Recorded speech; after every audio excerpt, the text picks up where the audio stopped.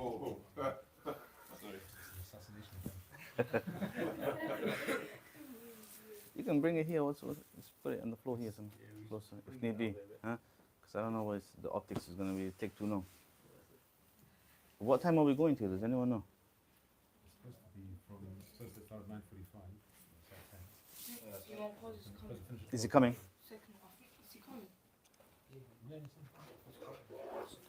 If he's here, just ask him what time we're finishing, so that way it makes it easier for me to. So we'll say definitely finishing by 11. 11 o'clock. Well, then we need to start. Can we start?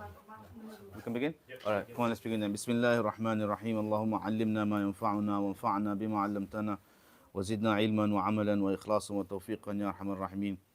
So welcome back, everyone. Luckily, you've not all run away.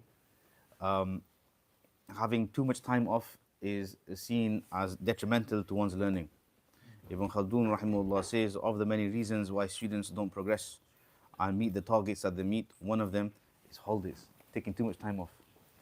If you have too much time off, then this is a problem. Yeah, but inshallah, we haven't gone too much into the book, so hopefully too much isn't lost. But what we've discussed thus far is rulings pertaining to water, which is. So we're just having a little bit of trouble hearing. Do you want me to raise my voice? Because that's the only thing I can do. I can raise my voice, it's fine. Right. Okay. So, what we've discussed thus far is what we make water with. Right? And we said wudu is made with water.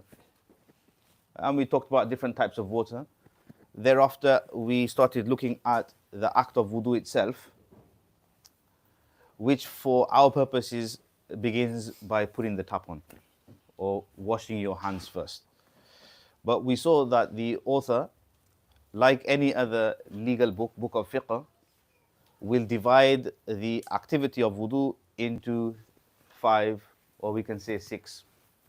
These are your 5 or 6 legal pronouncements, judgments, what we call ahkam shar'iyya, which is your fard, your wajib, your sunnah, your mubah, which is permissible, mubah, jaiz, and then you have makruh, and then you have haram, and all the various subcategories that come in there, like makruh, tanzihi, tahrimi, and fard, kifai, aini, and all the other things. We'll discuss them as we go along. But so far as I remember, we've discussed the meaning of fard. We discussed what fard meant. We also looked at the ayah. We also looked at the verse of wudu. And have we discussed what wajib is? Have we discussed the term wajib? We did or we haven't? Right. And so if you look carefully at the book, right? So we've done the 4 fara'id of wudu. Well, what he calls the obligatory integrals. And I explained what integral was, wasn't it? The difference between shart and rukun. So shart is something that is necessary, but it's outside of the act itself. Yeah. So if you think of salah, we said salah begins by saying Allahu Akbar and it ends with saying salam. But then there are certain things that you need to have done before you actually start the takbir, before you say Allahu Akbar. Amongst them we said is wudu. To be ritually clean is a shart. To be facing the qibla is a shart. Like if you know, for example, qibla is in this direction, but for whatever reason you decide to pray in this direction, your prayer is invalid. Right? So cleanliness, not just of person, but of a person's clothes, of where he's praying as well. And then of course time is also a shart. Time is a shart. For example, if Abdul Hakim wants to pray Zuhur now. Today's Zuhur he wants to pray now because he needs to go Uzbekistan. So he's going to go now. He's going to pray Zuhur and maybe Asr and maybe Maghrib because he's going to get there late. So is this permissible? What do we think? So time is a condition. Time is a shart, not a rukun. Because as we've said, Salah begins with Allahu Akbar and ends with Salam. Time is not a factor here. So time is what we call shart. So he's put here anyway, obligatory in integrals, which is your fard. And we spoke about them, I think, at length. There were 4 in total. Who remembers them? What were they? We've forgotten the 4 fara'id of wudu. Come on. So first one is the face from like here Washing the face, yeah. to the chin. This is definition of face now, yeah. Yeah, Good. washing the face, Uh, washing the head, Washing the head with head and shoulders. Wipe. Masa. massage the head, Uh-huh. Uh-huh. and then the third one is the arms from up to the Up to the and then up to the ankles, including the ankles. elbows. Jameen. Just testing. See if it's awake. And then feet, including The elbows. ankles. Okay, we're good. Ankles. Alhamdulillah, right. So look, we if you again, I haven't gone through this in detail. I assume you understand it. If you think of the hierarchy of the legal rulings, we said fard comes first. What comes second? Wajib. And what comes next? Sunnah, right. Look at the discussion today then. He says, among the emphasized sunnahs of wudu are the following. So what's he missed? Page number 42. So we finished 41, I'm moving on to 42 now. Right, after the four fara'id, on page number 42, he begins another paragraph by saying, among the emphasized sunnah of wudu are the following. So what's he's done? Exactly, he's missed out wajib. So my question is, how many wajibat of wudu are there? And why has the author missed them? Are you sure? Maybe that's the reason you skipped it. that is the answer. There's no wajibat of wudu. Had there been wajibat of wudu, he would have put it there. See, I'm trying to explain to you the logic, right? And enter the mind and the spirit and the body of a faqih, of a jurist. What he would do, what a jurist will do, he'll mention the fara'id. Why will he begin by mentioning the fara'id? Because these are the non-negotiables. We've said this. We've said fard means that it's non-negotiable. If you've missed the fard, it's as though you have not undertaken the act. So if you, for example, haven't washed your face, then you simply haven't done wudu. If you haven't washed your feet or you've missed some part of washing your foot, then you simply don't have wudu. Right, this word, I just want to focus a little bit on wajib. We'll have the discussion now. So you understand what is meant by wajib specifically in the Hanafi madhab. So the word wajaba, yajibu, wajib, that's where it comes from, wajib, in Arabic has two meanings. So I'm looking here at the linguistic meaning first. Like we said, fard linguistically meant something that's certain and is exacting in its measurement. I give you examples if you guys remember this. This is the legal, the linguistic meaning. Then we look at the technical meaning of what fard and wajib, or wajib is in this case. So wajaba has two meanings linguistically. One of them is to fall. Sakata is to fall. Something falls down. You say, هذا قد wajab. And the falling here can be literal and can be metaphoric. For example, you will say, how are we going to say this? So, someone has been demoted, the opposite of promotion. He's been demoted. Or you will say, for example, this team has fallen. This team has fallen. Or this person has fallen from grace. It's in this meaning. Right? So it's falling, but it's used in a much more figurative sense. So this is one meaning of wajib. How does this linguistic meaning tie in with the technical one? I just want to mention this part here. It's fallen in the sense that it's like wajib. It's like fard. So the wajib was like fard, but it's been demoted for a reason amongst reasons. So it was fard, but then it's fallen, as in it's come down a notch for reasons I will explain when we look at the technical meaning. Is that okay? So saqata, to fall, is the linguistic meaning. How does this tie in with the technical meaning that I shall explain? It's because wajib is like the fard. As we will see, it's like the fard in that you have to do it, but there are differences. There are differences in that if you miss a wajib, then unlike the fard, you can make up for it, as we will see in a minute. So that's one meaning anyway of wajaba. The other meaning of wajaba is to be confused. We say in Urdu, hairan hona. Yeah? To be confused. It's confusing because if you want, you can put in brackets after confused. I tend to use the expression sandwiched. It's sandwiched. Because the wajib will share elements of the fard and it will share elements of the sunnah.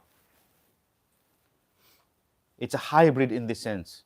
Wajib is from one aspect like the fard, and from one aspect is like the sunnah. This is why it's confusing. This is why it's sandwiched in between.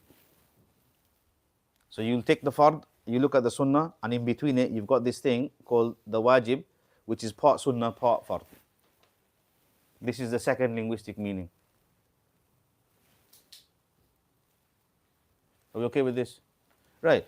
Technical definition they give of wajib is something that is necessary in practice, is necessary, but it's not necessary to believe in this. Belief. So by belief, we mean, for example, those four things that we just saw of wudu. The four things that we have identified as fara'id of wudu. If you notice, we said these come from the Quran. Therefore, if somebody denies these, then he's denying the Quran. And if someone denies the Quran, what should be the judgment of such a person? They say he's a disbeliever, he's out of the fold of Islam because he's rejecting the word of God. The undeniable word of God. The indisputable word of God. Rejection of the Quran, of the word of God is tantamount to disbelief. But you'll see that the wajib is something that is not tantamount to disbelief, it's tantamount to heresy. It's tantamount to heresy. So epistemologically, we look at evidences. I don't want to go into this right now, but there are evidences. Some of these are irrefutable. There are others that we will consider specialist knowledge that is not irrefutable for everybody, but for some people it's irrefutable, for others it's not. So this doubt that is created by the sources that we have would then mean that somebody who denies the wajib is not out of the fold of Islam, but we call it a mubtadi'. Mubtadi'.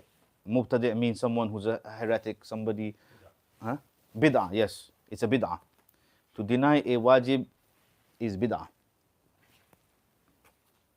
These are largely, as we will see, either based on interpretation of obscure texts or like obscure wording in the Quran. So the Quran has multiple possibilities, or the other possibility is that it comes from hadith.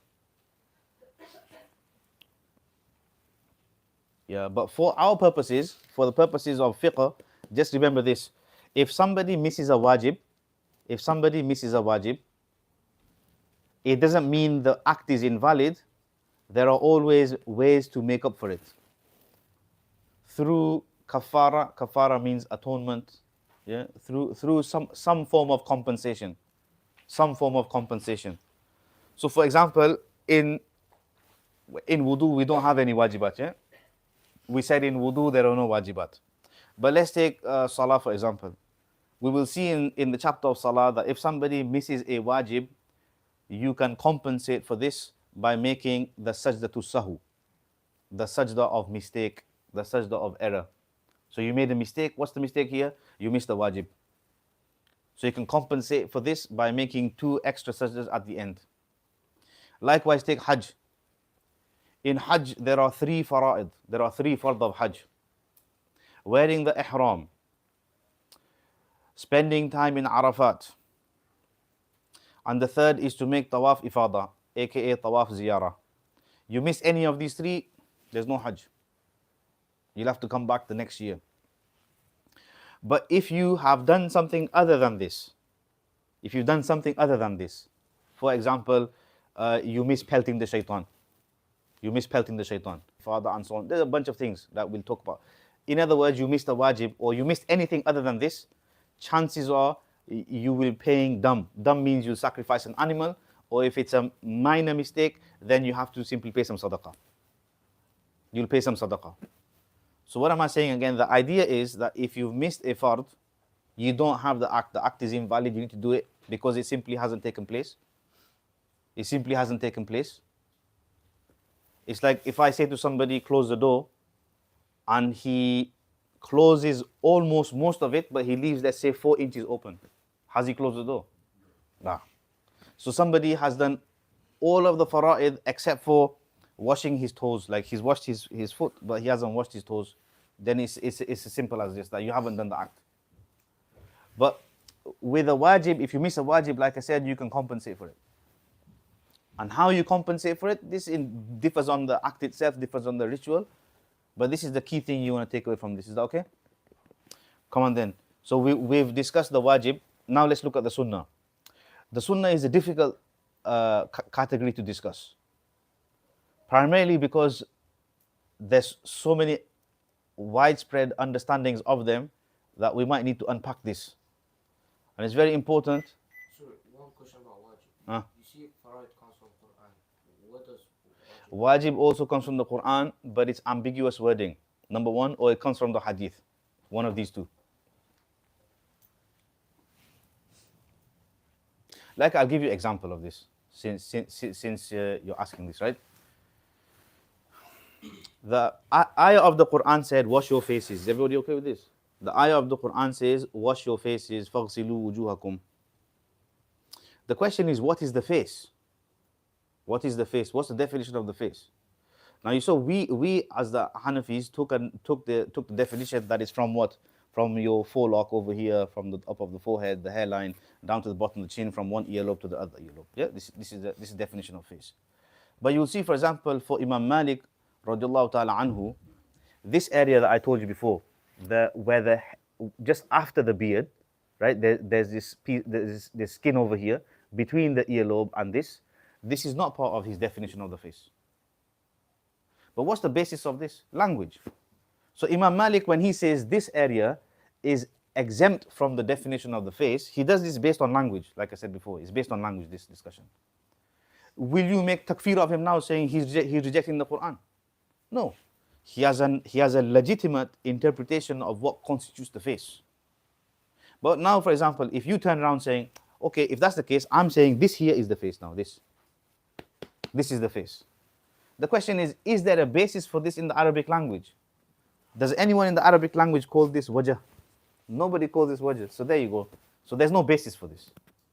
Can you see the difference? There's a difference here. This is what we will call wajib amali. That's what they call wajib amali in the Hanafi madhab. Wajib amali. So we believe, for example, that you have to wash the face. This you have to believe in, because the ayah says so. But the specifics of the face, they may differ.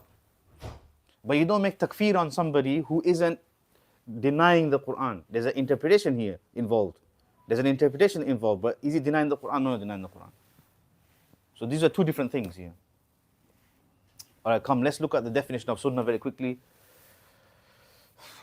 Who can tell me what sunnah means? Who can tell me what this word sunnah means? Or what do you understand by when someone says sunnah? How Prophet did the thing. Something which the Prophet ﷺ did. The way the Prophet ﷺ did something. So the way in which the Prophet ﷺ did something. Good. Is there anything else? Any other definitions you guys familiar with when we say sunnah? He said, did or didn't say. The Prophet ﷺ said, did or didn't say. Yeah, but didn't say, you mean, we call this approval. He approved of, meaning something took place in front of him and he didn't say anything about this. Because if he was wrong, it's inconceivable that the Prophet ﷺ would let a wrong take place in front of him without him saying this is wrong. Because it's his job. Part of his job title, if you want to create a job spec of the Prophet, is to explain to people what is right and what is wrong. So if someone is doing wrong, something haram, something makruh, why would he not then say that this is wrong? Right? He'd tell them that, look, this is wrong, in the nice way, in whichever way it is, but he needs to express his disapproval of this.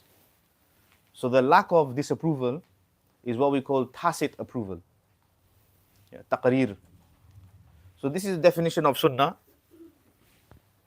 Lo and behold, that is given in the hadith. This is hadithic. When you're studying hadith, then they say this is the definition of sunnah. This is the definition of sunnah.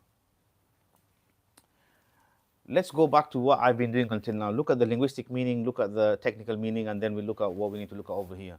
So linguistically, sanna yasunnu means to set a trend. I think is a nice translation of this. Trend setting. You set an example for people to follow. So it's not simply doing something, You're doing it with the purpose that people will follow you, will follow your suit, and follow your lead. See, when the Prophet ﷺ said, pray as you see me praying. You see, so now it's intentional that he's praying like this and he's telling you to pray like this because you're following his lead, you're following by example. When the Prophet ﷺ said, take your Hajj manasik from me, i.e., do the Hajj in the way that I am doing Hajj and the way that I'm teaching you. You understand this? This is what we call sunnah. Sunnah. So sunnah, the primary linguistic meaning over here is setting a trend that people will follow. So amal is very important here. Amal is a very important aspect of sunnah here.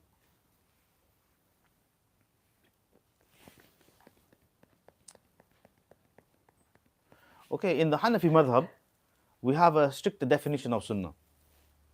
And it's this one that I want you to remember, for reasons that I will explain in a minute. In the Hanafi madhab, especially when you're reading books like this, the Mutun, they define sunnah as something which the Prophet ﷺ did habitually. Something which the Prophet ﷺ did habitually, meaning he never missed it out. If the definition was to stop here, something which the Prophet ﷺ did habitually, this is fard. But the definition is something which the Prophet ﷺ did habitually and missed once or twice for a reason amongst reasons. So on rare occasions, the Prophet ﷺ, he went against his otherwise set practice. Why is this? It doesn't matter what the reason is. There's several reasons that are cited. Sometimes they say he did it just for the ummah to know it's not necessary. Just to teach the ummah it's not necessary. Ta'liman lil ummah. Or they say he did it to just tell you that the other thing is also permissible and it's not necessary. This is the strict definition of sunnah, and is this one that you should consider always. Is that okay? So look, definition of sunnah in the Hanafi madhab is something which the Prophet ﷺ did habitually and did not miss except once or twice for a reason amongst reasons. Right. Anything that doesn't meet this criteria of sunnah, the early Hanafis would just call it mustahab, or they call it adab. These are two words that are commonly used. Adab and mustahab. Adab and mustahab. The language is going to come on this in a minute in the book as well. Adab and mustahab. So anything that doesn't satisfy sunnah, this criteria, that the last definition I gave you, they tend to call this mustahab, or they tend to call it adab. Adab. Now note something here. If you go back to the common definition of sunnah, what was the common one? Something which the Prophet ﷺ said, did, or approved of. This definition is the much stricter one, the Hanafi one that I just gave you. Because look, if the Prophet ﷺ said something, but himself never did it, will this satisfy the Hanafi criteria of sunnah? No, because we need practice here. We need him to have done something habitually. You see the difference here, right? It's very important you understand this. Because when the early Hanafis discuss what is sunnah, this is their criteria. And based off this, then they had this discussion of, okay, this is not sunnah. But you might turn around, well, what do you mean the miswak? Look, for example, he said here miswak, right? The miswak is sunnah. There's no Hanafi here who disagrees with the miswak not being the sunnah. Because there's so much evidence to show the Prophet ﷺ was habitually making miswak all the time. Right? Before he went to bed, soon as he'd wake up for tahajjud, before he read the Quran, as he's going out the house, as he's coming inside the house, right? Miswak everywhere. The discussion is this: to what extent is making miswak a sunnah of wudu? Is there a difference? Making miswak all the time versus is miswak a sunnah of wudu?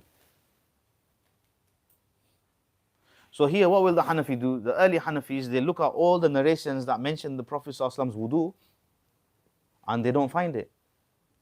There's about 14 to 20 companions who have narrated the exact wudu of the Prophet ﷺ. 14 of which will mention, this is how the Prophet ﷺ taught me the wudu, or this is how I saw him making the wudu. None of them make mention of miswak.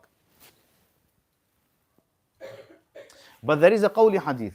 There is a hadith, oral one, which mentions that praying salah with a wudu with miswak in it is 70 times greater than a wudu without miswak. You see what we're doing here? This is going to be tricky here. This is a tricky discussion. But what scholars like Imam Al-Ghinani, Imam Shurambulali have done, since he's a later scholar, they've done something else.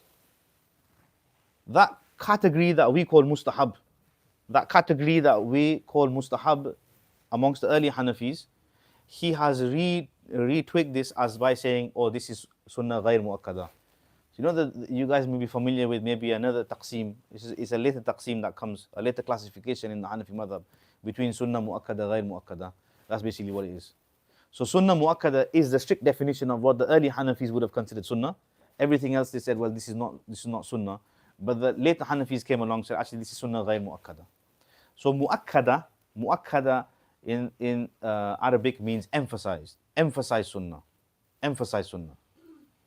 So no doubt, something which the Prophet ﷺ did habitually, left only once or twice, is an emphasized sunnah. It's emphasized by virtue of the Prophet ﷺ having done it habitually. Good. I'm coming to mustahab. I'll come to mustahab in a minute. There is a overlap between mustahab and sunnah ghair muakkada. Ghair muakkada meaning? Not emphasized. Not emphasized. Not emphasized. Is that okay? Let me put it this way. If somebody has missed a sunnah muakkada, because go back to the discussion, if someone missed a fard, what will happen? The act is invalid. Someone missed a wajib, you compensate for it by ways that will come in different chapters. You do different things. Like for example, in salah, you missed the wajib, we say sajda sahu. But if you miss the wajib of hajj, you're not going to make sajda sahu. Instead, you're going to either pay some money or you're going to slaughter an animal. This is the way of compensation. So compensation will differ based on the act of ritual itself. If you miss a sunnah muakkada, or this strict definition of sunnah, here they have said that if you have missed it without any valid reason, then there is some level of blame. Others have said it's actually a major sin to regularly, habitually leave out this act, sunnah muakkada. Yeah, someone leaves out a sunnah muakkada consistently without valid reason is a major sin, and there's some level of blame involved. But if someone misses out a sunnah ghair muakkada, they say nothing.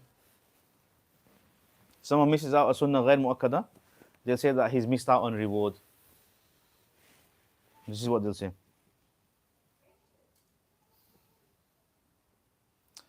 All right, since we're discussing this, let's discuss mustahab then. Mustahab in Arabic language comes from the word hub, which means to like, to love.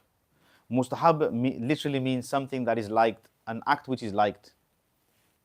ED, yeah, liked. It's a passive participle, which then begs the question, liked by who? If it's an act that is liked by who? So here again, if you go to the early definitions of the Hanafis, they will say mustahab is something which Allah, Rasul, Sahaba, and the believers like. Ma ahabbahu al-Muslimun, even they'll add this too. What Muslims have liked. So again, that question, which brother said here, is the sunnah ghair muakkada mustahab then? Yes and more. See what we're doing here? Sunnah ghair muakkada, we said, is something which the Prophet ﷺ just said is good, but he may not have made a habit out of it. He may not have even amalan done it himself. He just approved of this. So this would come under mustahab, because mustahab is something which Allah, His Messenger, as well as the companions and just believers liked, considered good. So in that sense, sunnah ghair muakkada would come in under mustahab, but also other acts as well. And then adab, I'm sure all you guys know what adab means. Adab means what? Etiquette, proper practice. So here, this would also overlap with mustahab. overlap with mustahab as well. How much emphasis was made on adab in the time of the Prophet? Like sitting at this we are, Uh-huh. our seminary, you can't sit around leaning back. No, this is not adab. This is mentioned in the Quran.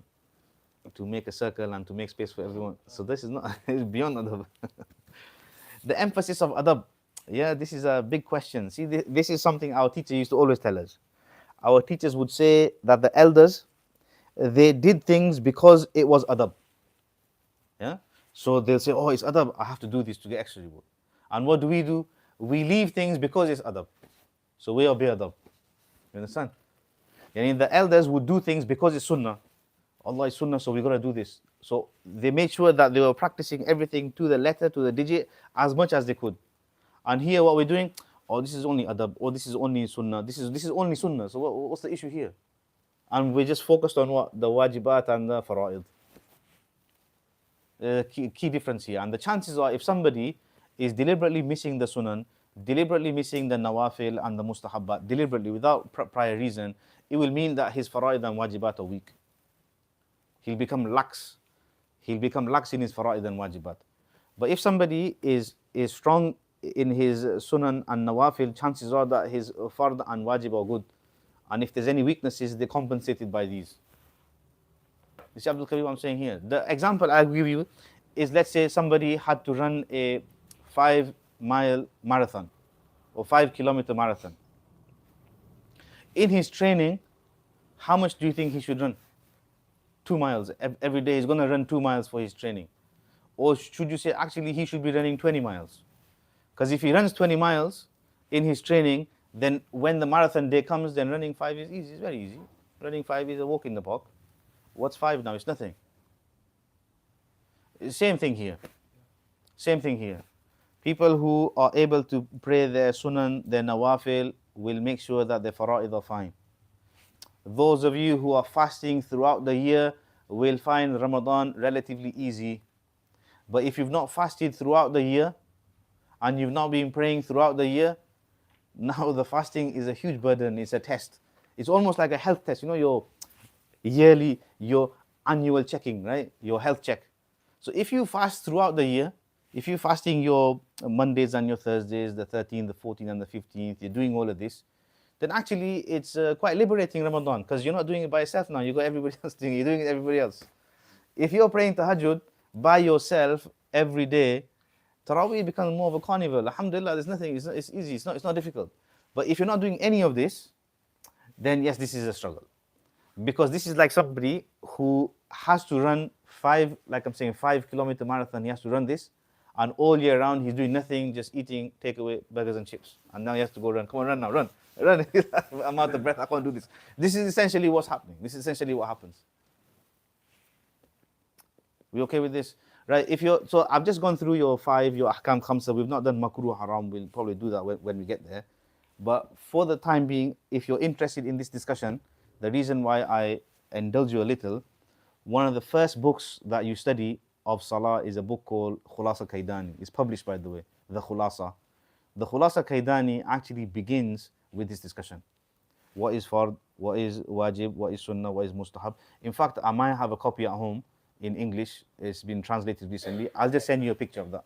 So you can refer to that discussion of what is fard, what is wajib, what is sunnah, what is mustahab. Because I think it's worth knowing this before we start looking at what the sunan and the mustahabbat and what are these things are. And also you can have a more intelligible discussion of what is a sunnah and what isn't a sunnah and why not. Because remember, if your conception of sunnah is different, for example, I just told you that the Hanafi understanding of sunnah is something which the Prophet ﷺ did habitually and did not leave out once or twice. This is different from saying something which the Prophet ﷺ did, said, or approved of habitually. It's different. See, we're making a distinction here. So when the Hanafis, for example, will say to you that using the miswak is a sunnah generally, but not a sunnah of wudu, you shouldn't be surprised. Like, okay, this makes sense. Come then, let's have a look at what he said are the emphasized sunnahs. So the first one he said here is intention. The first one he said here is intention. But even this, actually, I don't think this is a emphasized sunnah. Using the miswak, again, he's put that here. Mentioning the name of Allah. Mentioning the name of Allah.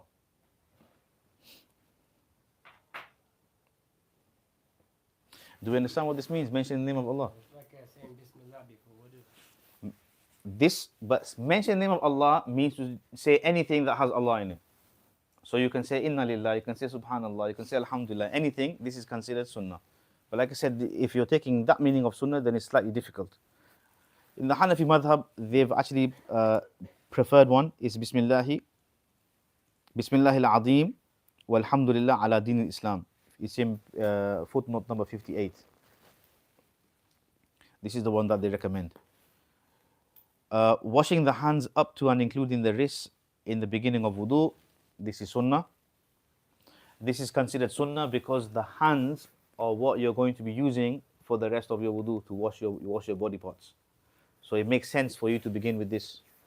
It makes sense for you to begin with this, with what? Washing your hands. Because if you have impurity on your hands and then you're going to put it in your mouth and put your face, then you're spreading the impurity on other parts of your body.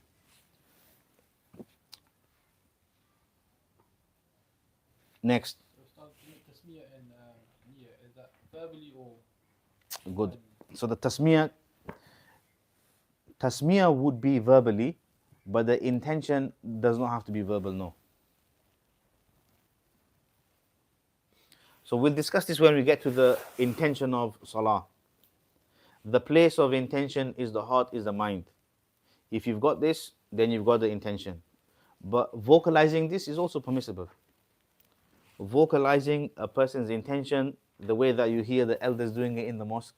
I am praying 4 rakah zuhr, fajr, 4 rakah farz, of zuhr, behind X imam, my face towards the qibla, Allahu Akbar, like this. This is how they do, right? The old school way. Yeah, it's permissible. Huh? In Urdu, yes. No, I'm just translating. Yeah, this is permissible. It's permissible because vocalizing the intention has precedence. It's not sunnah. It's not sunnah. Vocalizing that intention for salah is not sunnah, but it's permissible because there is precedence. The precedence is of hajj. In hajj, once you've worn the ihram, we'll cover the hajj inshallah soon once we finish all of this. Once you've worn the ihram, or before the ihram, what are you going to do before you wear the ihram? You're going to take a shower? No, for the ihram. You'll take a shower, you'll clip your nails, do all the things you need to do, then you'll wear the ihram, and then after that you'll pray 2 rak'ah, no? You'll pray 2 rak'ah, and after the 2 rak'ah, before you start the talbiyah, which is the labbaik Allahumma labbaik, you make intention. It's there, all of you will probably remember it in your books. Allahumma inni nawaitu, oh Allah, I have intended. Then you'll mention the intention. Just umrah. Allahumma inni nawaitu al-umrata fataqabbalha minni wa tayassarha, right? Or if you're doing hajj, Allahumma inni nawaitu al-hajja. If you're doing the hajj qiran, Allahumma inni nawaitu al-hajja wal-umrah. Whichever one you're intending, you make the intention. You say this. You say Allahumma. You're going to say this. And then you start the talbiyah, labbaik, Allahumma labbaik. You're officially in ihram now. You're officially in ihram. What does that mean? It means if somebody took a shower, prayed his 2 rakah, then decided he wants to clip his nails, he can do it. Because he's technically not in his ihram yet. At what point have you officially entered the ihram? Is when you started, after this dua, you said the labbaik. So it's kind of like Zayd stood up for his prayer. He's about to make the intention and he's about to raise his hands and say Allahu Akbar, and he got a phone call. So he picks the phone. Can he do this? Can he pick up his phone, or has he broken his prayer? No, he can do this because he's not. So the point at which you enter the prayer, as you will see, is to say Allahu Akbar. To say it, this takbir, Allah. Now you look, for example, right? He said he's about to raise his hands and the phone goes. He's not in prayer, so he can pick up the phone and see what it is and this, right? Now assume he's done this, look, Allahu Akbar, and now the phone rings. Now he's in prayer. You see the difference here? Now he's in prayer, like this. Like the same when you're about to start fasting and you make the niyyah, but it's still time. Yeah, Drink again. yeah. All this will come, all this. But I'm just here giving the example, right? So look, the niyyah, like I'm saying, is not really an emphasized one. Miswak is not an emphasized one. Tasmiyah also not an emphasized one. Washing the hands definitely is an emphasized one. Maintaining the correct order of limbs, this is again not an emphasized sunnah. Number 5. No, this is it's what's happened here is Imam Shurambulali has given you a more comprehensive understanding of sunnah. So you know that definition you gave me, something which the Prophet ﷺ did, said, or approved of. This one, it's all coming here. It's all coming here. The earlier definition I gave you, which one? Something which the Prophet ﷺ did habitually, it doesn't meet this criteria. Okay, maintaining the correct order of limbs. So are you saying, sorry, Sheikh, are you saying it shouldn't be emphasized? Yeah, if look in number 57, he's giving you an understanding of what is emphasized, what isn't emphasized. Come here, maintaining correct order of limbs and continuity. Let me explain what these two are. So continuity, let's start with this. Order of limbs. So the Quran, if you remember the verse, it starts by mentioning the first thing you have to do is wash your face. The second thing you're going to do is wash your arms. The third thing you're going to do is wipe your head. And the fourth thing you're going to do is wash your feet. We okay with this? These are the 4 things that I mentioned. So doing wudu in this order is considered sunnah. Doing wudu in this order is considered sunnah.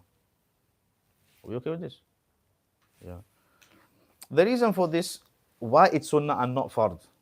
Why is it sunnah and not fard? So basically what we're saying therefore is, if somebody washed his feet first, and then he washed his face for some reason, and then he wiped his head, and then he washed his arms, his wudu is done. His wudu is done. But he's not done it per the sunnah. Why is this the case? Because waw, the letter waw in Arabic gives you the meaning of a comma. It means and, yeah? And. The shopping list example. There you go. The shopping list example. And the second one he's put here is continuity. Continuity is washing the next limb before the prior one has dried up. So what this means, so let's say for example I wash my face, and then before I start washing my arm, which is the next thing you're going to do, your face has dried up. This is a condition in the Maliki school, in the Shafi'i school. It's not a condition for us. Because go back to the shopping list example. Let's say you had to buy 5 things. You bought 3 things, then you decided to go out because you met a friend, you had coffee with him and you came back and now you started buying the other 2 things. Does it mean you haven't bought the 5 things? No, you bought them. Time is not an issue here. For us, time is not an issue. As long as you've done the things that you need to do in wudu, you can have an interruption in between, it's fine. With one condition, that you don't break your wudu in between, because that means you have to start all over again. So what are the practical ramifications of this for you people in often I hear this from my students. Look, very easy. If you're at work and you don't want to put your foot, let's say, in the sink, then you can just wash your feet at home, dry them, wear your shoes, go to work. You've washed your feet. So what's left now for you to wash? Just the upper part of the body, done. Your wudu is done. Or for example, you can wash the upper part, go to the mosque, because our mosque has little, a few places of wudu area. You just go there, wash your feet, your wudu is done. There's ways about this. There are ways to go about this. You understand what we're saying here? Very simple. Simple. Okay, so these are some practical solutions for people who have workspace or who need to make wudu in their workspaces, don't want to make a splash or whatever it is, if you want convenience, and these are some practical solutions to these sort of questions. We'll look at wiping the socks and wiping on the shoes when we get there. There's a section that will come there as well. Can you wipe on your socks? Can you wipe on your shoes? Can you wipe on your boots? Yes, you can, but there's certain conditions, we'll look at them. Continuity, then how does that, so you wash your feet at home and then it's allowed then? Yeah, it's allowed in the Hanafi madhab because it doesn't, because it's not a fard. For the feet, continuity. Yeah, but we're saying continue to is sunnah, or is it fard?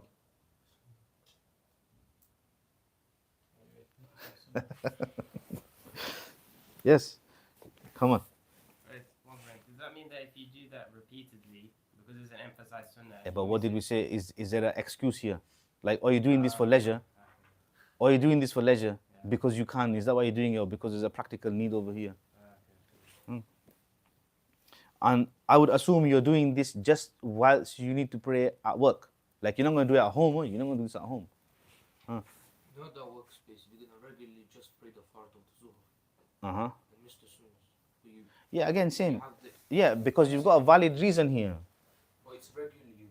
Yeah, but it's a valid reason because he's regularly at work. He's regularly at work. If you're a surgeon and your job is to open up bodies, what's your excuse? Well, I'm cutting up bodies over here. That's your excuse. Put it this way. Let me reword this. It's as simple as this. If this person wasn't at work, would he be praying his sunnah? If yes, then that's your answer. But if no, then here we have problem. Then this is neglect. This is neglect. This is a simple equation here. Or put it this way, what if he has extended break? So today, for example, he has extended break, or today is half a day. Will he now pray sunnah, or he's not going to pray sunnah? Yeah, he's going to pray sunnah. There's your answer.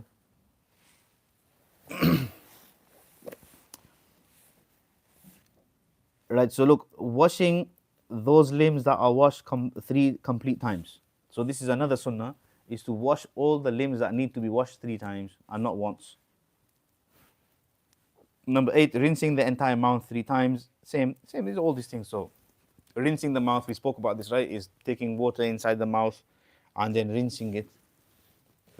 This is also sunnah. Rinsing the soft part of the nose, soft part over here, where you take water up the nose. Running one wet fingers through the beard.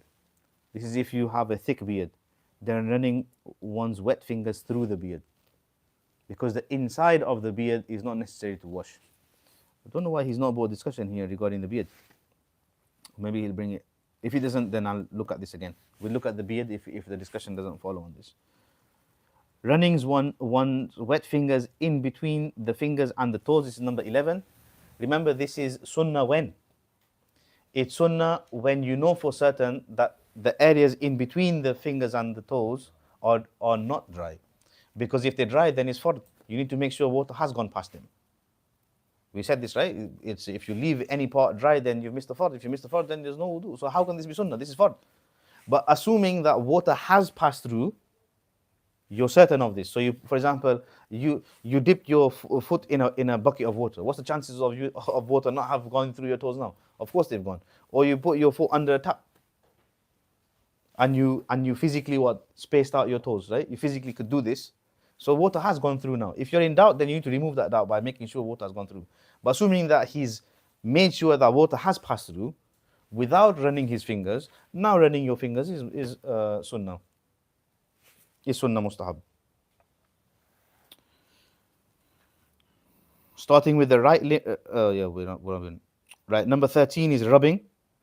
By here, no, actually, we've missed something. So you're saying that if you know the water has gone between your toes, but you still rub your fingers in between, Yeah, this is now sunnah. that's sunnah. Yeah, that's sunnah. Okay. Yeah. So if somebody, the question is, if somebody is certain that water has passed through his toes, and he hasn't used his finger to just do what we call khilal, to pass his finger through, wet finger through, then yeah, this is sunnah. But if he's in doubt whether water has passed through or not, then he needs to remove that doubt by actually, because this is fard now, this is fard territory. So he needs to actually put his finger through or make sure that water has passed through. Number 12, wiping the entire head once and the ears with the same water. Yeah, so wiping the entire head once, this is sunnah. Doing a quarter of the head, we said, was fard. So how are we going to do this? What's the way that's prescribed in the Hanafi madhab? How do we do this? Does anyone remember? Yeah, how do you do the masa of the entire head? And basically connect the few fingers, the water, He's going to show you. Go on, show a demonstration. Goes like that, Yeah. side, Uh-huh. that, then, If- then like the ears. He's thinking. So what you're going to do, you're going to create this. I'm going to help you guys, right? You're going to create this Star Wars, right, or something, right? You're going to take 2 fingers, or you can do this as well, but you're going to take your 2 fingers, this one, go all the way back. So this is 1, right? This is 1. So this is now, ma'am, this is used, right? These 2 fingers are used. You take your palm and use your palm to come back, right? So 2, and with your palms you come back. So we've used this. Now with your fingers, these and the thumb you've got, you're gonna put the index finger in your ear, and your thumb you're gonna go around the back. There. So what you're left with then is the back of your hand. Then you'll do your neck, which is either mustahab or it's considered mubah, permissible. Yeah. So again, 3 fingers, go 3 back, your palm come back, your index finger inside, your thumb around the back of the ear, and with the back of the hands, you do your neck like this. Figured this out. You need to look at the Sufi books where they'll give you all the cosmology of what's going on behind it and all the secret letters and the secret words of like 2 + 3 and all these other magnificent things. You don't have to necessarily do it. You could just do this and this. Yeah, you can just do that. But the problem is, if you're just gonna do this, then make sure that because I've gone with 3, this is now used in it. Use water. Because if I did it with 3 and then doing it again, coming back with the same 3, then this is not considered white because I'm just using used water. And we said used water is not allowed, isn't it? Yeah, the Hanafi madhab. They say you did that, but at the start you still wiped your head, so you done the front. Yeah, the fard is done. The fard is done. We're talking about sunnah over here. It's the entire head. Yeah, What's the minimum amount for front again? it's a quarter of the head. Basically, take 4 fingers worth. This much. 3 fingers worth is the minimum. Actually, they've said as well. 3 fingers worth. In the continuity with the feet, can the same apply to arms then as well? Yeah. You do in the morning, Yes. wear your shirt, Yes. then you need to wash them again. Yes. That's it. So 100%. Huh? That's exactly what it is. That's exactly what it is. So we always have these jokes with the Shafi'i and the Malikiya. It's like say you're in the North Pole or the South Pole, right? You'll wash one limb, dry it, put it on, and then you start with the next limb. But they can't do this. Because continuity is defined as washing the next body part before the other one dries up. That's in Shafi, man. Yes. No, in Hanafi. No. Because we said this continuity for us is not an issue. It's not an issue. There you go. There's an answer. Continuity in the Hanafi is that you can dry Yes. as long as you do the next after. It doesn't matter. You can have as long as an interval as you want. That's it. As long as you don't break wudu. So for example, this is the example I give my students. So Abdul Kabir over here, he works from home and he's awaiting on some very important mail that he needs to sign off for and the Amazon guy who needs to come deliver. So he's sat down to make wudu. He's rinsed his mouth, he's washed his hands, he's made the intention, said Bismillah, rinsed his mouth, rinsed his nose, and he washed his face and he hears the bell. So what does he do? He gets up, quickly dries his face, goes, and he finds that the Amazon guy is his friend. So he has a nice chat with him. Maybe makes him a cup of tea as well. Right? They have tea and everything else. And then he goes back to do his wudu. So can he start from where he left off or does he have to do everything again? We said he can start from where he left off. So now what does he do? He washes his arms. Lo and behold, there's a phone call, very important phone call. So he wipes his arms, takes the phone call, and it's a work. They're giving him extra work like it usually happens, right? Conference call, only supposedly for 10 minutes, but it turned out to be an hour. He had an hour phone call, wrote these notes down, whatever, sent off a few emails. Then he goes back to make his wudu. So he can continue from where he left off. So what's he going to do now? He's going to wipe his head. And as he's wiping his head, lo and behold, it's me that has come to say, come on, we have to go to the mosque. So he puts his hat on. He's off to the mosque. Goes to the mosque. What's left now? Washes his feet. Pray. Yeah. Condition is if he's broken his wudu in between, then you got to start all over again. So I'm saying, if you do wudu with wash your feet completely at home and you go to work and you break your wudu. Then you got to start all over. Then you have to wash your feet. Oh, Right? Otherwise, the masah rule will come. But the masah rule, leave that for now. Yeah? Leave that for now. Sorry, just one question. People say don't talk when you're doing the wudu, but just said somebody came on the door. Yeah, so good. We'll look at this. We will look at what breaks the wudu, what invalidates the wudu. Talking is not amongst them. It's adab. This is adab. And I'll explain to you why it's adab. All that discussion will come. All those discussions will come. This is why I'm saying that it's important to know, like when people say you shouldn't do this, good, I'm not against it. It's about knowing what level of criteria is it? Is it fard? Is it a break of wudu? Is it makruh? Is it mustahab? This thing. Because what you're saying here is not invalid, it's not incorrect. But it's incorrect to assume that if you're talking whilst you're making wudu, then your wudu is broken. It's not a break of wudu. That's all. I think upsets other people who think you shouldn't talk. I mean, I've had rows with people. You aren't supposed to talk when you're doing the wudu. You know, at least I know now. This is like, in the Bengali culture, because I was imam of a Bengali mosque, right? In the Bengali culture, they say that if you're eating and somebody calls, then you shouldn't speak, or you shouldn't give salam. So now what happens is, I remember I was at someone's house, and in Bangla, this person picked up the phone, and he says, I'm eating, I'm not going to give you salam, and then have a 20-minute conversation. So that defeats the purpose. That literally defeats the purpose. Like, what? So he said, yeah, this is what they say. I said, yeah, well, if he's saying don't give salam, then clearly, so you can't give salam, the answer to it, but you can talk whilst you're eating. So this, yeah, well, so this is a literal meaning. This is a literal understanding of it. Yeah. What language means. You understand the language. All right, so come, let's have a look. So we've done wiping the entire head once, rubbing. What we mean by rubbing over here is, like sometimes you wash your feet, and after you've washed them, you can still see a dry patch. And you're like, did I wash this? Did I not wash this? This question. So Imam Malik rahimahullah actually considers this a shart. He considers this also a condition. That part of washing is to wipe like this to make sure that water has actually gone through, so you've left. Again, you're eliminating doubt. For us, this you can consider sunnah mustahab, but it's definitely not fard. It's not part of the definition of washing. Shart of ghusl, shart of washing. Yeah, so it's rukun discussion over here. As in, what does washing mean? We define washing as water passing through, no? Water passing. But he adds to this dalq, this thing here. So in the Hanafis, we say, if you look at the definition of ghaslun, definition of washing, the act of washing does not inherently condition ensuring this, that you do this rubbing. Rubbing is not an integral part of the conception of washing. This is what they'll say. Starting with the right limb, okay, when washing the feet and the arms. Number 15, starting with the tips of the fingers and the toes when washing the arms and the feet.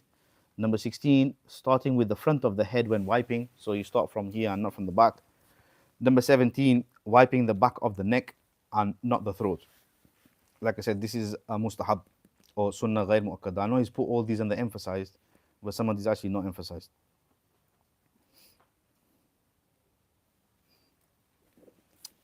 Okay, any questions regarding these? Well done, huh? Yeah, you were saying that the feet we can wash at how in home, and then we can go to the office. So, but if you are break, then you need to do. Yeah, you do all over again. Yeah. Then why we are washing? No, so I'm just saying somebody who, for example, wants to avoid washing the feet at work. Okay. No, but we still. Yeah, do the full wudu. That's fine. No problem. Do the full wudu. No problem. So Yeah. means if the wudu broken.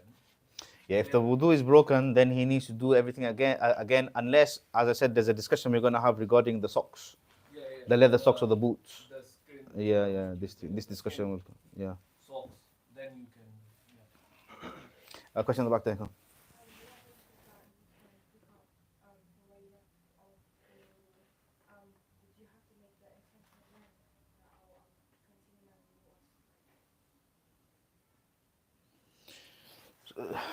Yeah, because again, look, the sunnah, the intention is not necessary.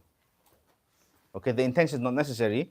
So let's say you made the intention that I'm washing these feet for wudu, then yeah, and then when you do the rest, then you make intention again, yeah, that's how you do it. You make two intentions, yeah. Any other questions?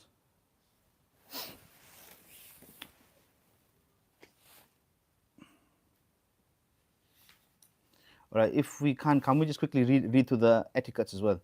So the adab, look at the adab over here. Facing the qibla. See, facing the qibla, you're not going to find this in the hadith. So where's he taken this from? It's based on an extrapolation. Extrapolation over here is that wudu is like prayer. Wudu is part like prayer. So therefore facing the qibla is good. Avoiding water used, avoiding the used water in wudu. So again, what's the basis for this? Because in the Hanafi madhab, there's a disagreement on the ruling of used water. So used water is, like we said, water you made wudu with, avoiding this touching your clothes. Because there's one opinion from Abu Hanifa saying that it's impure. So avoiding this. So again, you're not going to find this in the hadith. You're not going to find this exact phrase in the hadith that avoid used wudu water because it's impure. But this is based on an extrapolation. So therefore he considers it adab. I thought wudu had to be not used water. No. So you're going to avoid this from getting on your body or your clothes. Making dua with those words that have been narrated. Look on page number 185. Mentioning the name of Allah when washing each limb. Performing wudu by oneself, as in not getting help from people. But even here there's a disagreement on this. Maybe we can discuss this next lesson. Rushing to perform wudu before the prayer time comes in, unless one has a chronic excuse. And number 7, reciting the 2 testifications of fard after wudu. And number 8, drinking from the leftover water afterwards. Each of these actually have a lengthier discussion, but I think we'll stop here today. If you're particular about these things, certain individuals say this is bid'ah. Why What's bid'ah? Because obviously it doesn't have a direct connection linked to the Quran and Sunnah, and you're doing this because of etiquette. If you come to particular. So the question here is, there are some, what he's put under, well, some of these actually are mentioned in the hadith. So the shahadatain after wudu is mentioned. It's actually a very strong hadith. That someone who says, Ashhadu an la ilaha illallah, Ashhadu anna Muhammadan Rasulullah, after he's made wudu properly, will enter Jannah. It's a very nice hadith. Likewise, wudu water. People don't realize that wudu water, as in water that is left over after wudu. I know nowadays all of us make wudu with the taps, right? But in the olden days, you used to make wudu using a vessel. That leftover water is considered as sacred as Zamzam. And actually the adab they've mentioned, the sunnah they've mentioned is to drink it. But we don't do this. So this is also mentioned. So you can't consider this bid'ah. The other things you're mentioning, it's bid'ah in the sense that there's no explicit hadith, granted, but this is all based on extrapolation. Extrapolation. For example, we are saying that wudu is a prelude to salah. And therefore, when something is considered a prelude to something, it's considered part of that thing. This is the logic. Do we understand this? A prelude to something is also considered part of this. This is the logic here. So for that reason, they will say the rulings of salah now will apply. So what are them? You don't talk during prayer. So then you don't talk during wudu. This is adab. This is adab. Because when in fact, there's no doubting this, that if you spoke whilst you're in prayer, then your prayer is invalid. But if you spoke whilst making wudu, then there's no invalidity here. So facing the qibla. The other one he mentions in Nurul Idah, but connected with the second one, which is if you took the position of Abu Hanifa rahimahullah, which is that when you make wudu, the water, the used water now, is in fact impure. If that's your position, that is impure, then why would you not want to avoid this? Avoid as in you don't want this to come on your clothes and on your body. Of course you want to avoid this. So this is extrapolation. And then comes the du'as that are mentioned. Right? The du'as that are mentioned. Again, look, the idea of mustahab, if you go back to Kaidani, Khulasa, he mentions that mustahab or adab is something that Allah and the Prophet and the believer, Muslimun, the believers consider to be good. So who here considers making dua to be wrong? Okay, what are the du'as that you find for wudu? When you're washing the face, you say, Allah, on the day that you will enlighten the faces, then enlighten our face and do not make it black. Because the ayah says, it's not يَوْمَ تَسْوَدُّ وُجُوهُ وَتَبْيَضُّ وُجُوهُ. On the day of judgment, there will be faces that will be whitened and there will be faces that will be blackened due to sin. Because it's the ruh that will be resurrected and not the person, not the color of their skin. It's not like this. Right? The color of one's soul is based on their deeds. So if you do good deeds, then you'll be bright. And if you do bad deeds, then it will be dark. So the ayah says, so based on this ayah, they have said this. What have they extrapolated? Thou Allah, on the day that you will brighten faces and darken faces, brighten our face. And when you wash your right arm, you say, Allah, on the day of judgment, please give me my book of deeds in my right and not in my left. So is this wrong? This is what we're saying. Is making dua wrong? No, I don't see why a person would say making dua is wrong. The whole discussion really is, I don't want to go into this because this is polemical territory. But the polemics is that the Wahhabiyya, in their understanding of ibadah included dua as ibadah. Right? A long discussion, but what this would mean is, in ibadah, it's true, you don't add things and you don't subtract things. But is dua an ibadah to that degree that, for example, that would mean you can't make any dua that the Prophet ﷺ didn't make because it's bid'ah. So, for example, if I was to say, Allah, make my wife a beautiful one, or may have a beautiful wife and I'm like happy, I've not come across this in the hadith, so you can't do this. It's bid'ah. I find this deeply problematic because people will ask for all manner of things. Oh, now what we have to do is take the jami', the comprehensive dua that the Prophet made, Allah give us all good, and just have the intention to give me this as well. You're gonna have to work around like this. Yeah, gymnastics. I honestly don't see a problem with the person making dua. It is a problem if you think that this is sunnah, and if someone doesn't do it, like Uncle was saying, why you not making dua for? Why this thing? This now is a problem because it has to do with belief. If you're considering a sunnah or a mustahab or hell, even an adab to be a fard, now this is problem. This is problematic. So there are different things here. When you're washing, for example, your feet, you're saying, Allah, keep my feet steadfast on the sirat. No, I don't see a problem with any of this. So long as a person knows this is not sunnah, so long as a person knows this is not fard, so long as a person knows, well, I think it's fine. This will come to this. We'll come to this as well. All this will come. Right, okay. I think there's any questions you can ask as well. We'll stop here. Where's Imam Muhammad? I think he's gone somewhere. Is that outside? Why did you not come inside for then? Astaghfirullah. Subhanallah bihamdihi, subhanakallah bihamdik, nashhadu an la ilaha illa anta nastaghfiruka wa natubu ilayk. Assalamu alaikum wa rahmatullahi wa barakatuh. So just a quick question on the rubbing.